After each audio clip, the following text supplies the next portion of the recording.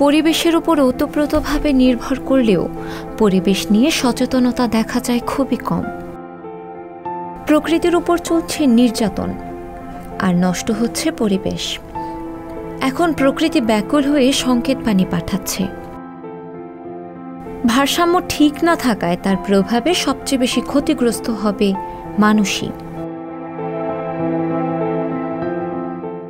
মানুষের কারণে বন্যপ্রাণী কমে গেছে আশঙ্কাজনক হারে, এমনটাই বলছে বন্যপ্রাণী সংরক্ষণ বিষয়ক দাতব্য সংস্থা world wide fund for nature.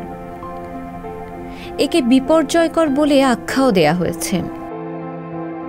বৈশ্বিক বন্যপ্রাণী পরিসংখ্যানের একটি পর্যবেক্ষণ অনুযায়ী গ্রীষ্মমণ্ডলীয় বনাঞ্চলের হাতি থেকে শুরু করে গ্রেট ব্যারিয়ার রিফের হকসবেল কচ্ছপ পর্যন্ত সব প্রজাতির প্রাণীর সংখ্যায় ক্রমে হ্রাস পাচ্ছে।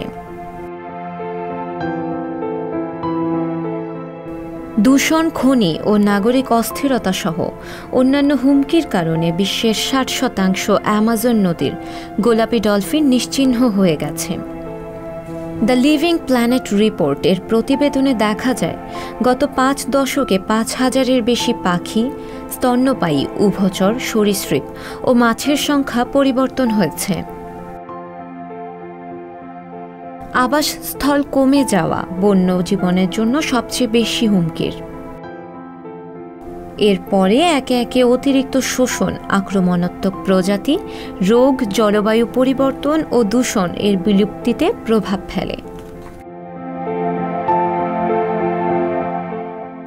গবেষণার প্রধান লেখক মাইক ব্যারেট বলেন, মানুষের কর্মকাণ্ডের মাধ্যমে, বিশেষ করে যেভাবে আমরা আমাদের খাদ্য উৎপাদন ও ভোগ করি, তার ফলে ক্রমেই স্বাভাবিক আবাসস্থল হারাচ্ছি। WWF এর যুক্তরাজ্য প্রধান তানিয়া স্টিল বলেন, বন্য আবাসস্থল ধ্বংসের কারণে অনেক বাস্তুসংস্থান ভেঙে যাওয়ার উপক্রম হয়েছে। আমাজন থেকে প্রবাল প্রাচীর পর্যন্ত অনেক আবাসস্থল মানদণ্ড অনুযায়ী খুব বিপজ্জনক অবস্থায় আছে। একবার এই বিপর্যয় ঘটে গেলে সেই পরিবর্তনকে পূর্বাবস্থায় আর ফিরিয়ে আনা সম্ভব হবে না।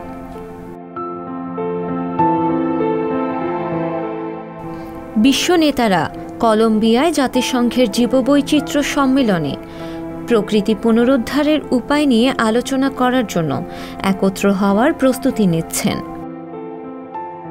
প্রায় ২০০টি দেশ প্রকৃতির ক্ষয়ক্ষতি মোকাবেলায় ২০২২ সালের জাতিসংঘের একটি যুগান্তকারী চুক্তিতে প্রতিশ্রুতিবদ্ধ হয়েছে,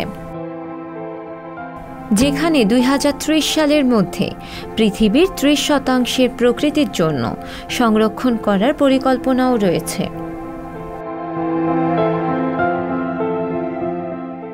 প্রকৃতির ক্ষতির অর্থ নিজের হুমকি নিজেরই ডেকে আনা। সুন্দর করে বাঁচতে অথবা ভবিষ্যৎ প্রজন্মের জন্য হলেও ভূমি এবং সবচেয়ে মূল্যবান বন্য আবাসস্থলের যত্ন নিতে হবে আমাদের। শিলা ইসলাম, সংবাদ প্রকাশ। সংবাদ, ফিচার ও অনুষ্ঠানের জন্য ভিজিট করুন সংবাদ প্রকাশের ওয়েবসাইট এবং যুক্ত থাকুন ফেসবুক পেজ ও ইউটিউব চ্যানেলের সঙ্গে।